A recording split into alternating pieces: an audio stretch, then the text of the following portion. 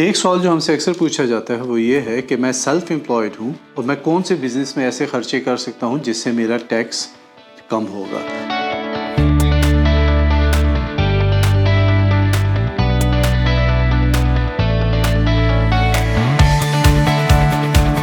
देखिए, इसके अंदर कोई वाज़ेह असूल नहीं है, मगर एक याद रखिए बात कि टैक्स ऑफिस ने जो टर्म डिवाइस की है वो है होली एंड एक्सक्लूसिवली जो खर्चे कतई तौर पे आपके बिज़नेस के लिए होंगे वो आप अपने ख़र्चों में शामिल कर सकते हैं, जिसकी वजह से आपको टैक्स और एनआई रिलीफ मिलेगा। अब अगर आप बिज़नेस कर रहे हैं और आप 1000 पाउंड या उससे ज़्यादा कमा रहे हैं सेल्स में, तो आपने अपनी टैक्स रिटर्न तो फाइल करनी है।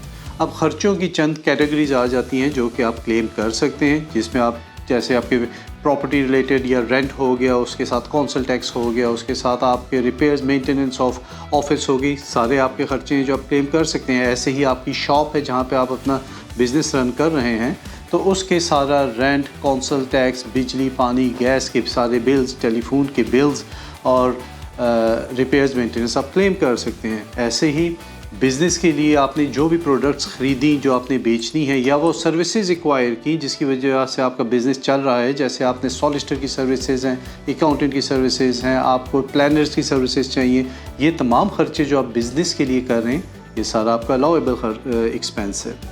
ऐसे ही आप ट्रैवल जो बिज़नेस के लिए करते हैं वो भी अलाउएबल एक्सपेंस है। इसके अंदर कोई वाज़ेह लिस्ट टैक्स वालों ने नहीं दी हुई, मगर एक चीज़ जो आपने ख्याल रखना है कि चंद चीज़ें जो आप नहीं कर सकते वो ये नहीं कर सकते कि जो आपके ज़ाती ख़र्चे हैं जिनका ताल्लुक डायरेक्टली बिज़नेस के साथ नहीं है वो आप क्लेम नहीं कर सकते। हर वो ख़र्चा जो कि आपके बिज़नेस के लिए है वो आप क्लेम कर सकते हैं। बहुत से अफराद जो कि घर से काम करते हैं जैसे कि कंसल्टेंट्स हो गए, IT प्रोफेशनल्स हो गए, उनके केस में HMRC ने एक तरीक़ेकार वज़ाह किया है कि आप रेंट एक्सपेंस किस तरीके से क्लेम कर सकते हैं या यूज़ ऑफ होम कैसे कर सकते हैं। सिंपलिस्टी में ये है कि 26 पाउंड पर मंथ उन्हें आपको अलाउ किए हैं कि भाई ये आप जो है हर माह कैलकुलेट कर सकते हैं। ये तो सिंपल तरीका है। दूसरा तरीका ये है कि आप एक्चुअली एलोकेट करें कि अगर मेरे घर में 4 कमरे हैं तो एक कमरा मैं अपने काम के लिए इस्तेमाल कर रहा हूँ। फिर ये भी देखना पड़ेगा कि आप एक महीने में वो कमरा कितनी दफ़ा इस्तेमाल करते हैं और कितने आवर्स आप यूज़ करते हैं। अकॉर्डिंगली तमाम बिल्स और उस खर्चे जो है उसके मुताबिक अपोर्शन किए जाएंगे। इसके बाद जो चीज़ें नहीं अलाउ, जो अक्सर लोग कहते हैं कि हमें शामिल करनी चाहिए या नहीं, जो चीज़ें नहीं अलाउ वो आप याद रखिए कि नंबर 1 आपको अपनी गाड़ी के ऊपर टिकट या स्पीडिंग टिकट्स लगते हैं, अलाउ नहीं है, वो आप ख़र्चे में नहीं डाल सकते।